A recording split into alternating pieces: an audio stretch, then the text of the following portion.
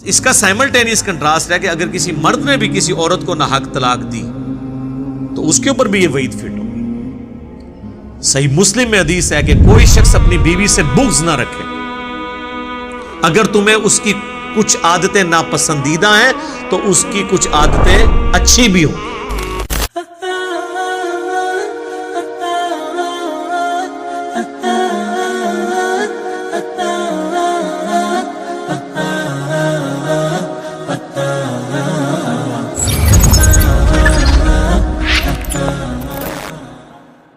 سورۃ النساء کی آیت نمبر 130 یہ بھی ایک کرٹیکل آیت ہے، اور یہ اسلام کی خوبصورتی ہے کہ اسلام نے جہاں پر میاں بیوی کے بانڈ کو اتنی اہمیت دی ہے کہ آخری درجے تک اوائڈ کیا ہے کہ میاں بیوی کے درمیان طلاق نہ ہو، لیکن ایک راستہ کھول دیے کہ بعض اوقات ناگزیر ہو جاتا ہے طلاق والا معاملہ، تو اس کے بارے میں اللہ تعالیٰ نے فرمایا وَإِن يَتَفَرَّقَا، اگر میاں بیوی دونوں جدا ہو جائیں کنسنسس کے ساتھ، وہ یہ طے کر لے کہ اب ہم ایک دوسرے کے ساتھ گزارا نہیں کر سکتے، یغنی اللہ کلا من سعتہ، تو اللہ تعالیٰ سب کو جو ہے وہ وسیع بخشش سے ان کے لیے کوئی راستہ نکال دے گا۔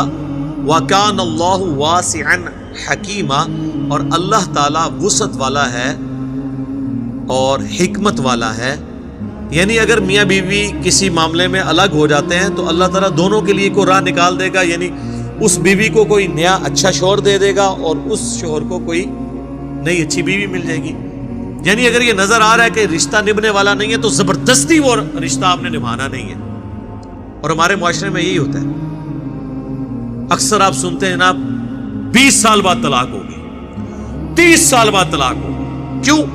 وہ رشتہ داروں کے پریشر کی وجہ سے رشتہ چل رہا ہوتا ہے، یا اولاد کی وجہ سے کمپرومائز کرنے کی وجہ سے چل رہا ہوتا ہے، تو شروع ہی میں علیحدگی اختیار کر لینی چاہیے اگر آپ کو یہ نظر آ رہا ہے کہ یہ معاملات آگے نہیں چل رہے۔ لیکن وہ بات اپنی جگہ موجود ہے، سنن ابی داؤد میں حدیث ہے کہ اللہ تعالیٰ کو حلال چیزوں میں سب سے ناپسندیدہ طلاق ہے حلال اس لیے کہ بعض اوقات واقعی ضرورت پڑ سکتی ہے۔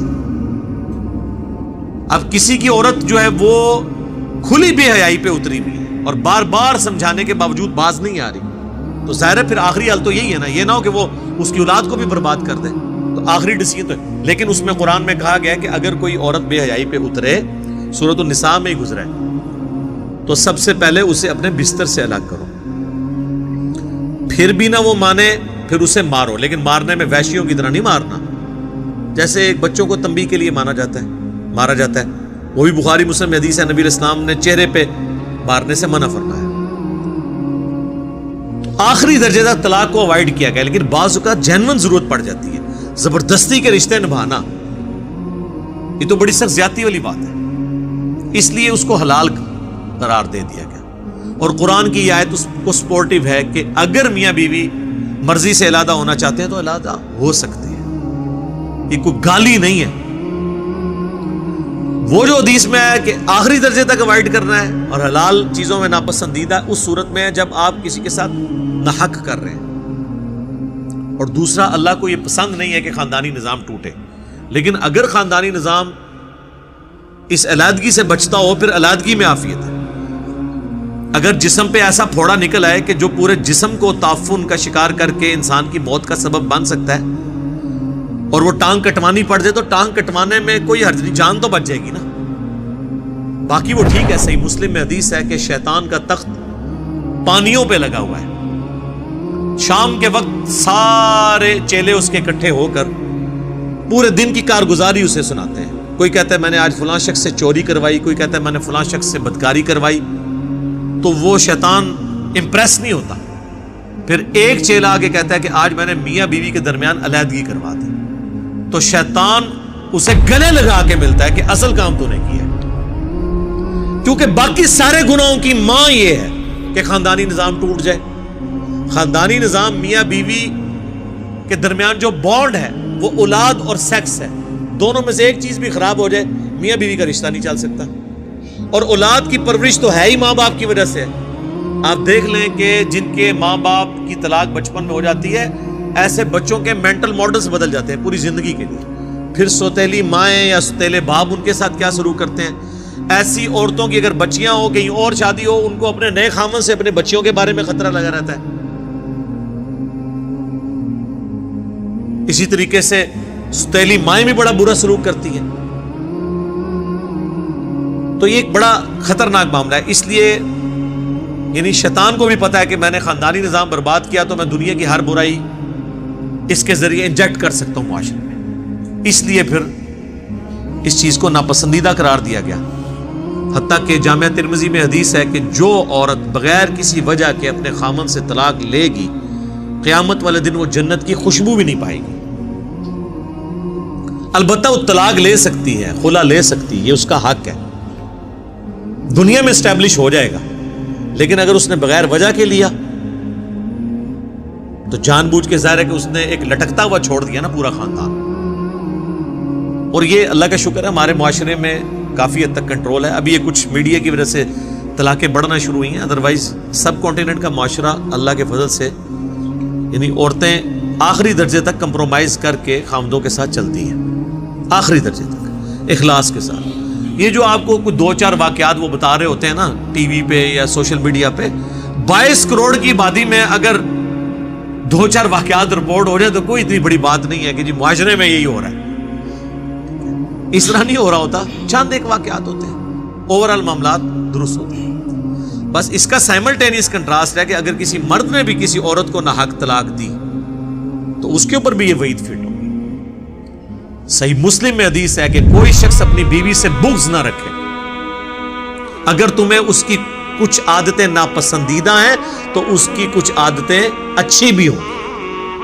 میں سمجھتا ہوں کہ دنیا کی ہر عورت میں جو بیوی ہے ایک عادت ایسی ہے جو مردوں میں بڑی کم ہوتی ہے، اور وہ یہ ہے کہ عورت کا غصہ بڑی جلدی ٹھنڈا ہو جاتا ہے.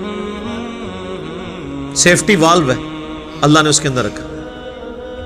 اس ٹائم تو لگ رہا ہوتا ہے کہ اگر اس کو طلاق کا اختیار ہو تو مجھے آج ہی فارغ کر دیں، لیکن کچھ عرصے کے بعد وہ بالکل ٹھیک ہو جاتی ہے. یہ اس کی نیچر ہے. یہ اتنی بڑی خوبی ہے جو مرد کے اندر بہت کم پائی جاتی ہے. مرد اپنے صبر کی وجہ سے معاملات کو لے کے چلتا ہے، لیکن عورت جو ہے وہ اتنی جذباتی نیچر کی ہے کہ وہ تو اس وقت فوراً کر گزرے. اس لیے اللہ تعالیٰ نے طلاق کا حق مرد کو دیا، ادروائز تو روزانہ طلاق ہو جائے. لیکن دوسری طرف آپ دیکھیں مرد اپنے دل کے اندر پرانی باتیں بھی غصہ رکھتا ہے، لیکن عورت وہ چیزوں کو وقت کے ساتھ بھلا دیتی. اب کوئی پھپے کٹنی عورت ہے نا، اس کا تو علاج نہیں ہے. آپ کہنا جی فلانی جڑی ہے وہ تو وہ تو واقعی وہ تو پھر 1000 مرد پہ بھی بھاری ہوتی ہیں ایسی عورتیں. لیکن زیادہ تر ایسا نہیں ہوتا. زیادہ تر عورتیں اپنے خامدوں کے ساتھ مخلص ہوتی ہیں اور کمپرومائز کرتی ہیں. تو اس لیے اللہ تبارک و تعالیٰ نے یعنی عورتوں کے ساتھ بغض رکھنے سے منع فرمایا. نبی رسول فرما رہے ہیں کہ اگر آتے کچھ ہوں گی ان کی بری تو اچھی بھی ہوں گی، ان کو یاد کر لو. بخاری مسلم دونوں میں حدیث ہے کہ عورت کے ساتھ اپنی بیوی کے ساتھ ہمیشہ خیر و بھلائی سے پیش آتے رہو. تو جی کیٹاگوریکل حکم ہے،